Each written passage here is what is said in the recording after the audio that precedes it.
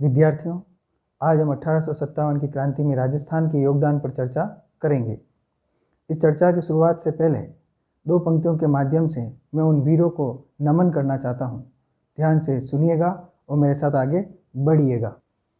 हाँ, मैं इस देश का वासी हूँ, हाँ मैं इस देश का वासी हूँ, इस माटी का कर्ज चुकाऊंगा। जीने का दम रखता हूँ, जीने का दम रखता हूँ, तो इसके लिए मरकर भी दिखलाऊंगा। विद्यार्थियों, 1857 की क्रांति में राजस्थान ने अपना महत्वपूर्ण योगदान दिया है। जब भारत में 1857 का स्वतंत्रता संग्राम अपने चरम पर चल रहा था, उस समय राजस्थान में agent to governor general lord Patrick Lawrence थे। राजस्थान की विभिन्न रियासतों में ब्रिटिश प्रतिनिधि भी थे, जिन्हें रेजिडेंट कहा जाता था। उस समय उदयपुर में कैप्टन CL सावर्स, जयपुर में कैप्टन विलियम ईडन, जोधपुर में कैप्टन मॉक मैसन और कोटा में मेजर बर्टन और भरतपुर में मेजर निक्सन रेजिडेंट के रूप में कार्य कर रहे थे। राजस्थान में मुख्यतः 6 सैनिक छावनियाँ थीं, जिनके नाम इस प्रकार हैं: नसीराबाद, नीमच, देवली, ब्यावर, एरनपुरा और खैरवाड़ा। इन सैनिक छावनियों में भारत की विभिन्न सैनिक टुकड़ियां निवास कर रही थी, जिसमें नसीराबाद में native horse field battery number 6, 15वीं और 30वीं बंगाल नेटिव इन्फेंट्री और 1st बॉम्बे कैवेलरी नियुक्त थी। नीमच, देवली और कोटा में भी इसी प्रकार कुछ ब्रिटिश टुकड़ियां थी। इसके अतिरिक्त एरनपुरा, ब्यावर और खैरवाड़ा में भील टुकड़ी के साथ साथ 1st बंगाल कैवेलरी भी नियुक्त थी। 1857 की क्रांति के समय समस्त राजस्थान में एक भी यूरोपीय सिपाही नहीं था। अब हम 1857 की क्रांति की राजस्थान में विस्तृत चर्चा करेंगे। राजस्थान में 1857 के स्वतंत्रता संग्राम की शुरुआत नसीराबाद की छावनी से होती है। जब मेरठ के सैनिक विप्लव की सूचना नसीराबाद पहुंची, तो वहां के सैनिकों में भी खलबली मच गई। अंग्रेजों द्वारा नसीराबाद के सैनिकों को निशस्त्र करने के प्रयास किए गए। 27 मई को यह समाचार फैला कि दिशा से यूरोपीय सैनिकों की टुकड़ी नसीराबाद बुलाई जा रही है और वह नसीराबाद के सैनिकों का स्थान ले लेगी। इस पर नसीराबाद के सैनिकों में अशांति छा गई। 28 मई 1857 को शाम को 4 बजे नसीराबाद के सैनिकों ने विद्रोह कर दिया। ब्रिगेडियर मैकल अपने यूरोपियन साथियों के साथ पीछे हटने को बाध्य हुए। कर्नल पेनी, जो कि कोर कमांडर थे, घटनास्थल पर ही मारे गए। 2 अन्य ब्रिटिश सैनिक अधिकारियों की भी हत्या की गई। नसीराबाद क्रांतिकारियों के हाथों में चला गया। दूसरे दिन क्रांतिकारियों ने नसीराबाद छावनी को नष्ट कर दिया और दिल्ली की ओर प्रस्थान किया। लेफ्टिनेंट माल्टर तथा लेफ्टिनेंट हीथकोट के नेतृत्व में लगभग 1000 मेवाड़ के सैनिकों ने इन सैनिकों का पीछा किया, परंतु उन्हें कोई सफलता प्राप्त नहीं हुई। राजस्थान में नसीराबाद के बाद नीमच में क्रांति की शुरुआत होती है। अब हम नीमच में क्रांति के ऊपर अध्ययन करेंगे। 2 जून को कर्नल अबोट ने हिंदू और मुसलमान सिपाहियों को गंगा और कुरान की शपथ दिलाई, जिससे कि वह ब्रिटिश सैनिक अधिकारियों के प्रति वफादार रह सके। परंतु जब 3 जून 1857 को नसीराबाद की क्रांति का समाचार नीमच पहुंचा, तो उसी दिन रात्रि के 11 बजे नीमच के सैनिकों ने भी विद्रोह कर दिया, पूरी छावनी को घेर लिया और आग लगा दी। ब्रिटिश स्त्री, पुरुष और बच्चे, जिनकी संख्या लगभग 40 थी, उनको क्रांतिकारियों ने घेर लिया, लेकिन समय पर मेवाड़ के सैनिकों ने पहुंचकर उनकी जान बचा ली। 5 जून को क्रांतिकारियों ने आगरा होते हुए दिल्ली की ओर प्रस्थान किया। आगरा से सरकारी खजाने को लूटा गया। नीमच के कुछ सैनिक देवली भी पहुंचे और वहां की छावनी में आग लगा दी। अब हम एरनपुरा छावनी के ऊपर अध्ययन करेंगे। एरनपुरा छावनी के साथ में ही अहुआ मारवाड़ का ठिकाना व ठाकुर खुशहाल सिंह के ऊपर भी हम चर्चा करेंगे। अब जब पूरे राजस्थान में क्रांति फैल रही थी, 21 अगस्त को एरनपुरा स्थित जोधपुर सेनाओं ने भी विद्रोह कर दिया और उन्होंने अपने अधिकारियों के आदेश का पालन करने से इनकार कर दिया। अहुआ के ठाकुर खुशहाल सिंह ने भी क्रांतिकारियों का सहयोग किया। खुशहाल सिंह और जोधपुर के महाराजा तखत सिंह के बीच काफ़ी लंबे समय से अनबन चल रही थी। इस अवसर का लाभ उठाते हुए ठाकुर खुशहाल सिंह ने क्रांतिकारियों का साथ दिया।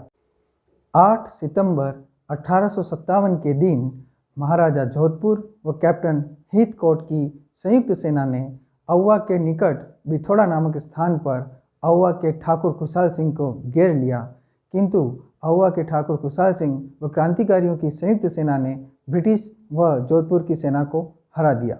जोधपुर सेना के किलेदार अनार सिंह को मार दिया गया। जब यह सूचना एजीजी पैट्रिक लॉरेंस के पास पहुंची तो उन्होंने अजमेर से सेना लेकर चेलावास नामक स्थान पर 18 सितंबर 1857 को क्रांतिकारियों से युद्ध किया, किंतु क्रांतिकारियों से यह सेना हार गई।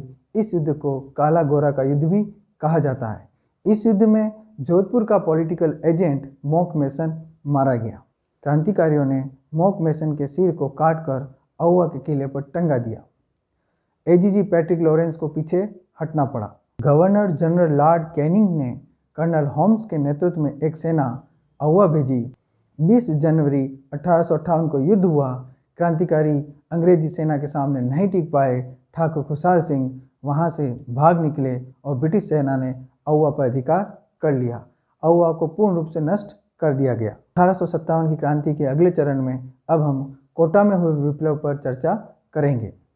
राजस्थान में सन 1857 के संग्राम में कोटा का योगदान महत्वपूर्ण माना जाता है। कोटा में अंग्रेजों के विरुद्ध संघर्ष राजकीय सेना तथा आम जनता ने किया। कोटा में उस समय पॉलिटिकल एजेंट मेजर बर्टन थे। कोटा में जयदयाल, हरदयाल व मेराब खां जैसे लोगों ने क्रांति की शुरुआत करी। पूरे कोटा में यह जन जागृति का कार्य कर रहे थे। मेजर बर्टन ने 14 अक्टूबर 1857 को कोटा के महाराव राम सिंह से मिलकर जयदयाल एवं रिसालदार मेहराब खां को कोटा में दंडित करने की सलाह दी। 15 अक्टूबर 1857 को कोटा महाराव की 2 पलटनों ने विद्रोह कर दिया। मेजर बर्टन, उनके 2 पुत्र व एक असिस्टेंट सर्जन के साथ एक स्थानीय क्रिश्चियन डॉक्टर की हत्या कर दी गई। मेजर बर्टन का सर धड़ से अलग कर पूरे कोटा में घुमाया गया। क्रांतिकारियों का जनता ने सहयोग किया और इसे जन आंदोलन का रूप दे दिया। लगभग 5 माह तक कोटा पर क्रांतिकारियों का नियंत्रण रहा। कोटा महाराव को उन्हीं के किले में नज़रबंद कर दिया गया। जनवरी 1858 में करौली की सेना ने आकर कोटा महाराव को नज़रबंदी से मुक्त कराया। मार्च 1858 में मेजर जनरल रॉबर्ट्स के नेतृत्व में अंग्रेजी सेना कोटा पहुंची और कोटा पर अंग्रेजी सेना ने अधिकार किया। जयदयाल और मेराब खां को फांसी पर लटका दिया गया। इस प्रकार हम देखते हैं कि कोटा राज्य में लंबे समय तक 1857 की क्रांति का प्रभाव रहा। इनके अलावा भी राजस्थान की अन्य रियासतों में 1857 की क्रांति के समय कुछ न कुछ योगदान अवश्य रहा।